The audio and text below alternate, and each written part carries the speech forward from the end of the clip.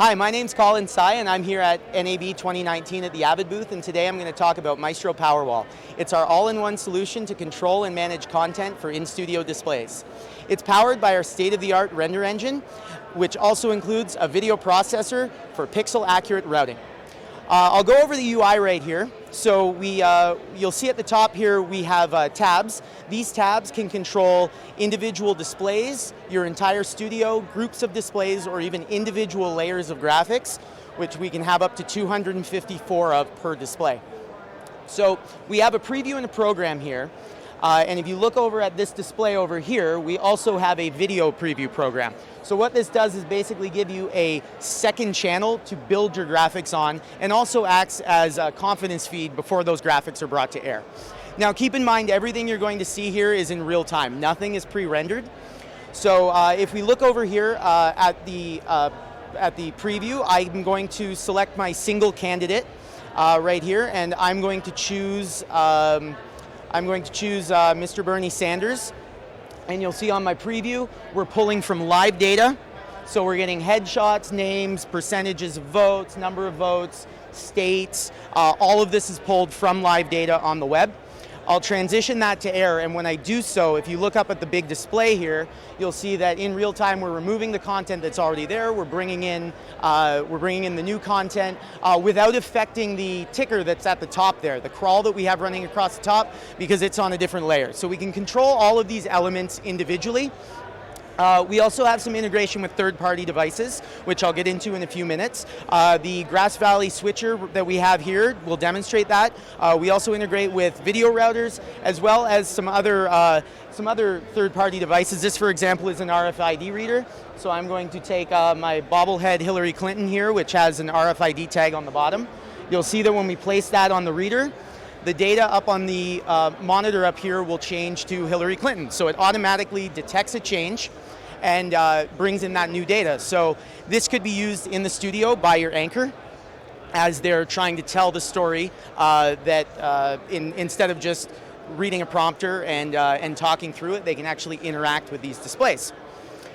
So what I will show you now is I'm going to remove the candidates and that we have up here. So this is another layer of a scene that we're going to completely transition out just to a standard background, and I'll bring in some standard boxes here just to show you how we can populate that. So you'll see up here we have 8 boxes with 8 different feeds and 8 locations. I would like to change some of the content in these boxes, so what I'll do is I'll go to the appropriate tab and select the media box for that. Now when I do that, I have a couple different options here. I can choose a clip. Now these clips are located on the graphics engine themselves. There's 2 terabytes of storage on each engine, and we will play non-standard resolution clips, meaning they don't have to be 1920 by 1080. It's not like we're taking a standard video server channel in. We're playing these clips in their native resolution. We can choose an image, which is also located on the server. We now have integration with Media Central Asset Management as well, so I can actually browse through directly within PowerWall. I can select a clip and play it right out on the engine. And then finally, I can also go to my video tab here. Each engine is equipped with 16 HD inputs, and what I'm seeing here are actually all of the sources that are available on my production switcher here. So you'll see if I was to select source 3, for example, on the big wall up there, that content will change. And then if I was to go over to my switcher auxes and actually move through those switcher auxes, you'll see that I can also change them from the hardware switcher. So we have bidirectional communication with the switcher. When this saves a lot of time is if we're going from a 5-box to an 8-box to a 6-box segment with back-to-back segments. That is typically a lot of routing for the TD, and what we want to do is eliminate as much work from that person as possible so they can actually focus on switching the show. So all of those routes will be done automatically when they're called up from our internal playlist on the right-hand side here, or from the snapshots that we've saved at the bottom of the screen. So in addition to that, we can apply some Dbe effects to these as well. So that same box on the big wall, we can let's say that we want to zoom in a little bit on that image, and then we'd like to shift it down just a bit to get Lincoln's head in there. I can do all of that without touching the production switcher. I'm not tying up any resources there. I'm doing all of this within the PowerWall graphics engine. All right, so the next thing I'll do is clear those boxes off, and you can see I'm just doing that from my internal rundown here. Previously, iNews was required to have a playlist. In this version, we're actually able to build these directly within the UI.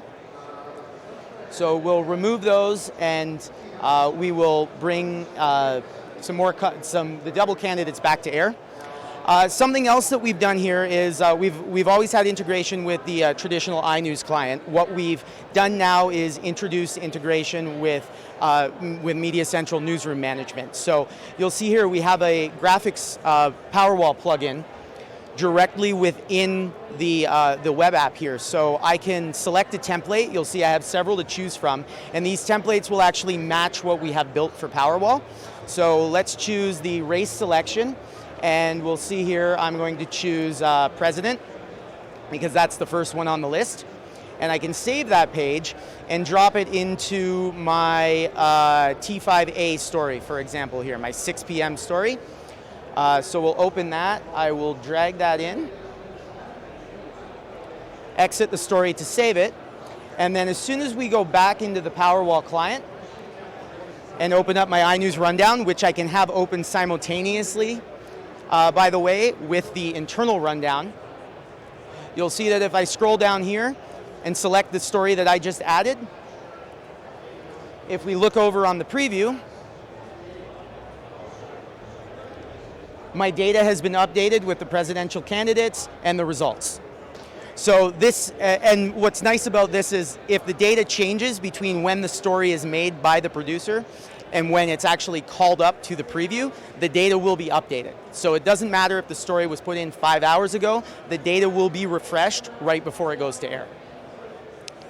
So that's just a quick overview of what we're showing this year with Maestro PowerWall. If you'd like to see more, come on down. I'll be here all week. I'm looking forward to it.